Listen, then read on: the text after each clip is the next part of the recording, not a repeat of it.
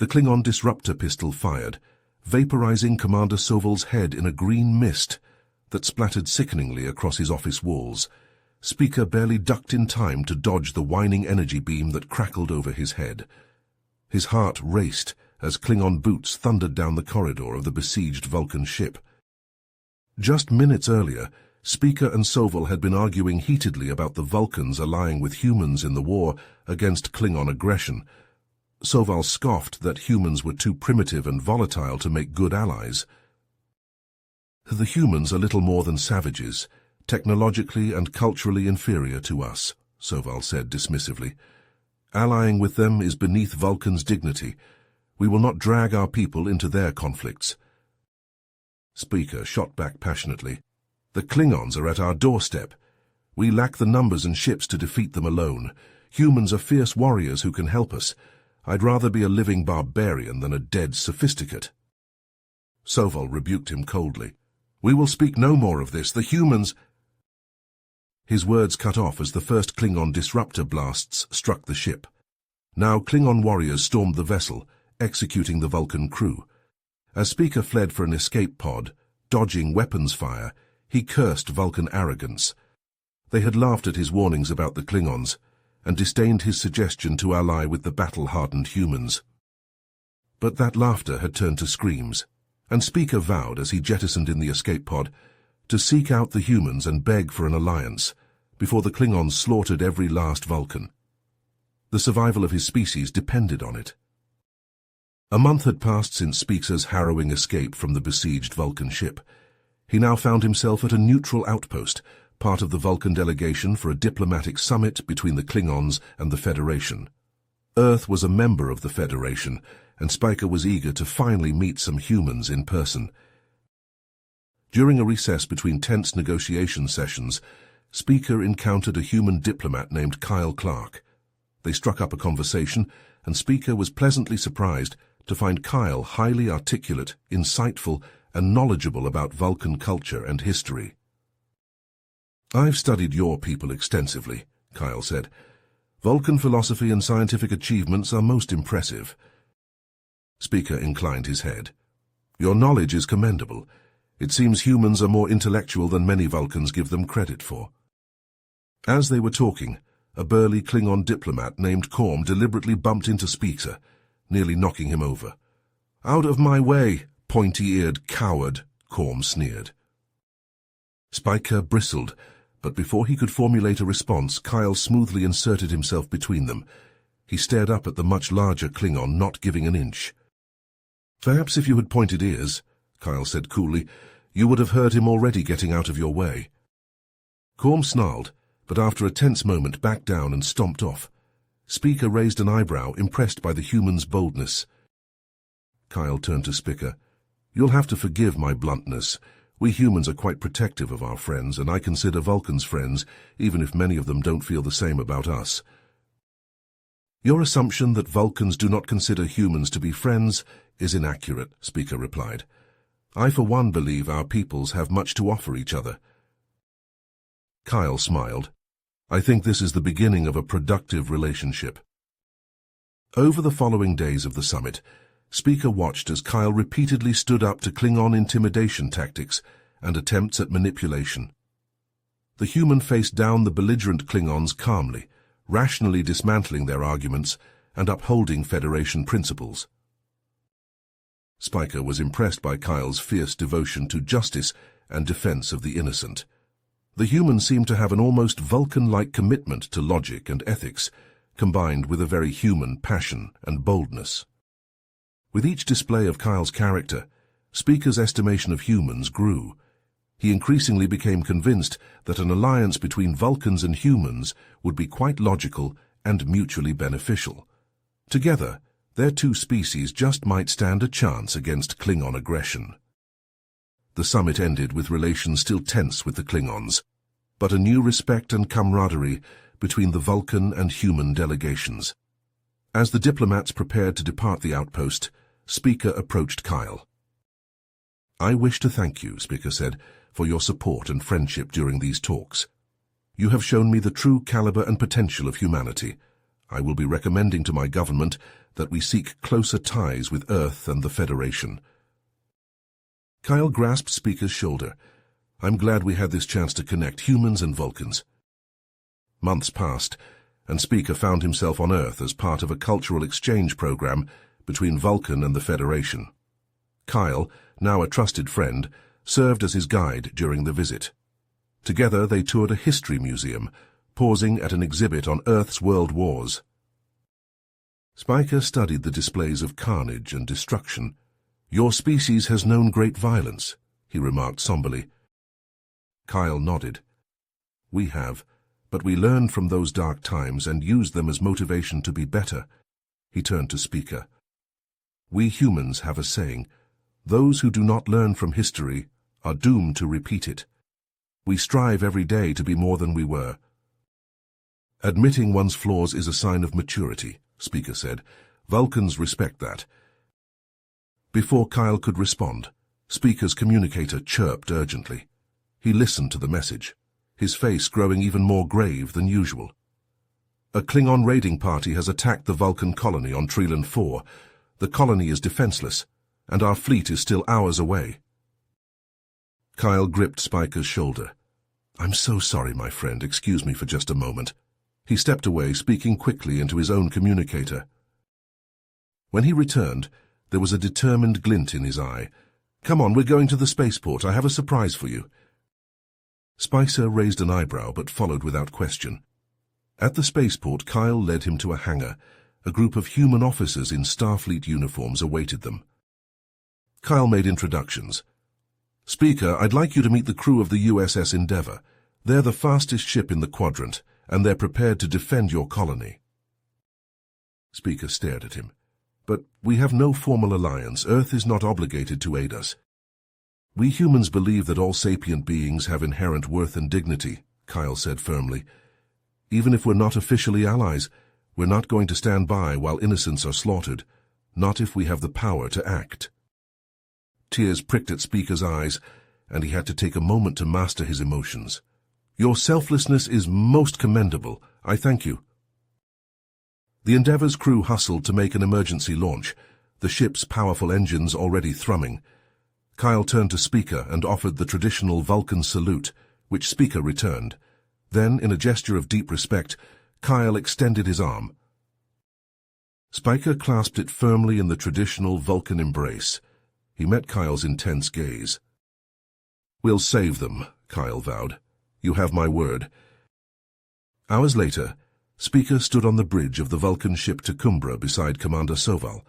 The two Vulcans intently monitored the displays showing the situation unfolding at the distant Vulcan colony under Klingon attack.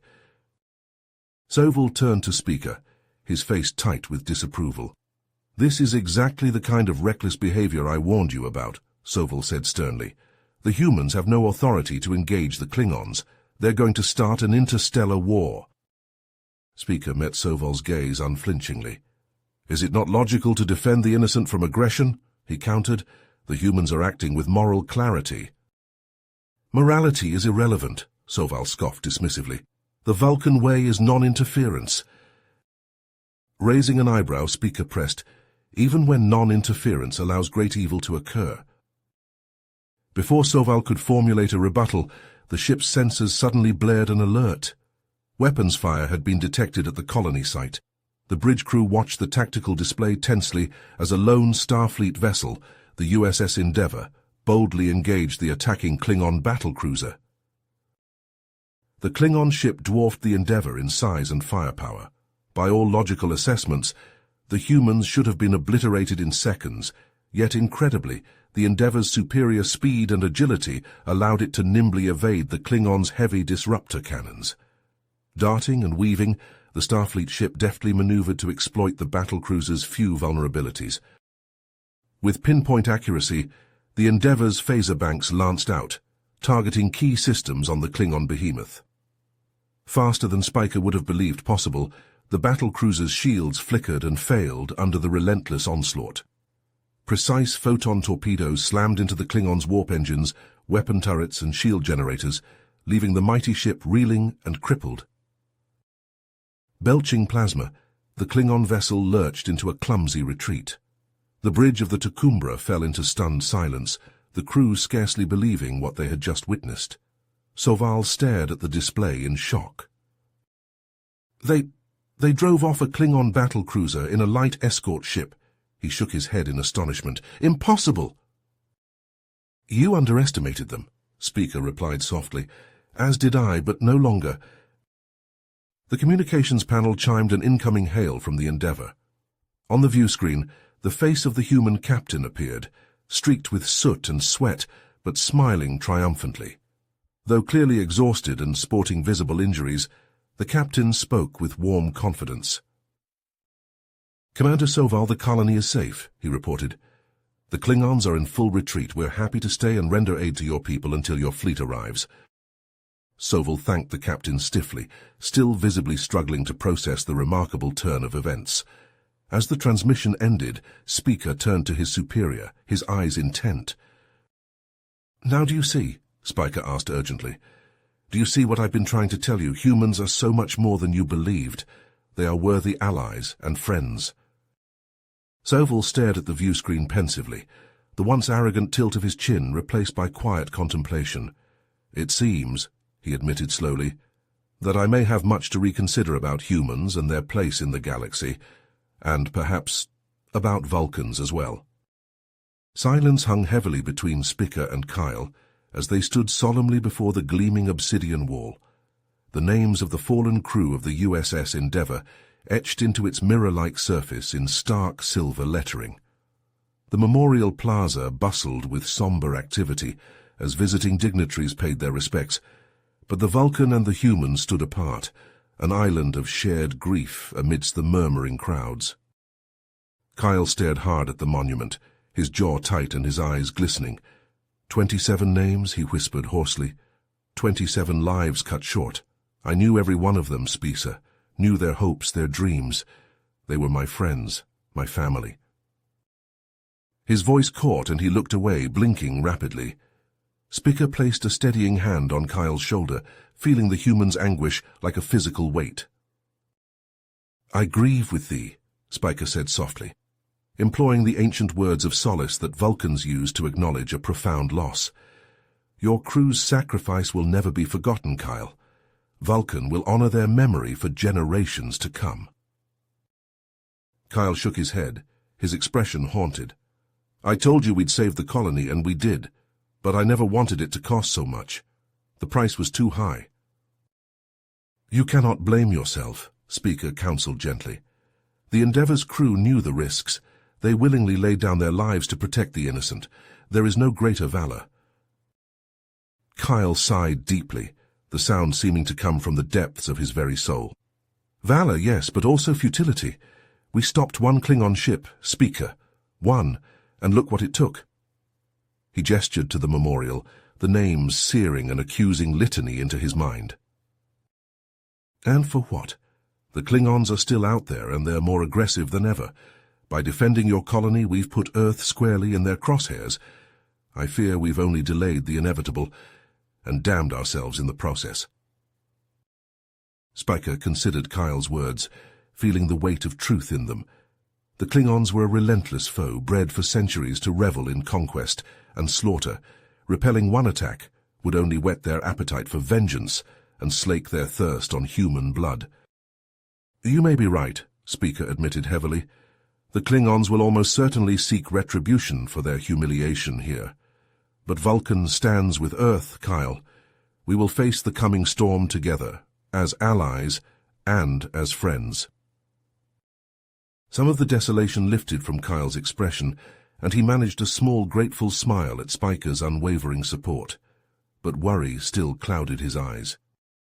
I appreciate that, Speaker, more than you know, but will it be enough? Humans and Vulcans, we're just two species. The galaxy is a big place, full of dangers, and for all our strength together, we're still vastly outnumbered by hostile forces. Speaker nodded gravely, acknowledging the truth of it. The sheer scale of the peril arrayed against them was staggering, but the alternative, fracturing apart and facing the onslaught alone, was unthinkable. Then we will seek other allies, Speaker declared with quiet conviction. Ones who share our values and our cause. We are not the only ones who wish to live free of Klingon tyranny. There is strength in unity, Kyle, and in the righteousness of our purpose. Kyle blew out a long breath, visibly fortifying himself. I hope you're right, Speaker, I really do. But what about Vulcan? Will your people accept this alliance, or will they cling to isolationism and non-interference?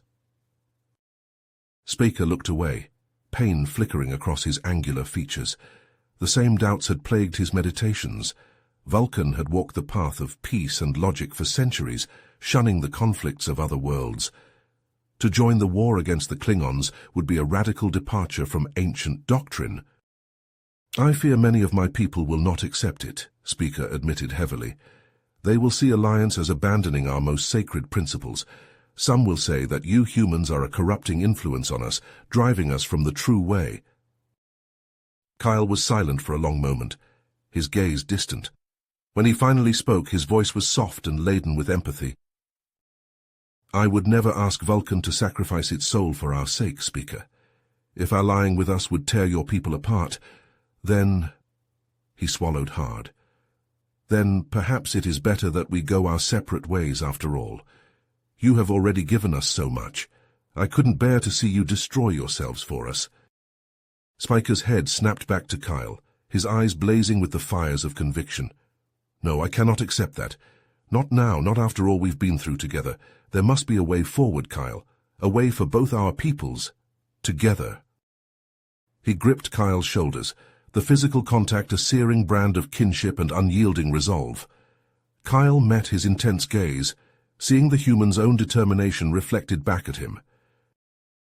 I hope you're right, my friend, Kyle said softly. I truly do. But I fear a hard choice is coming for both our peoples, a crucible that will test the very metal of our souls, and the future of the galaxy itself may depend on it. The weight of that responsibility settled over them like a shroud, the spectre of the fallen Endeavour crew seeming to whisper from beyond the obsidian veil of the memorial. The battle against the Klingons had been won, but Speaker and Kyle both knew the true war for the fate of worlds was only just beginning. You have reached the end of the story. If you enjoyed this story and want to support us, please leave a like and subscribe to our channel, and for every comment that says 88, I will heart every single one of them.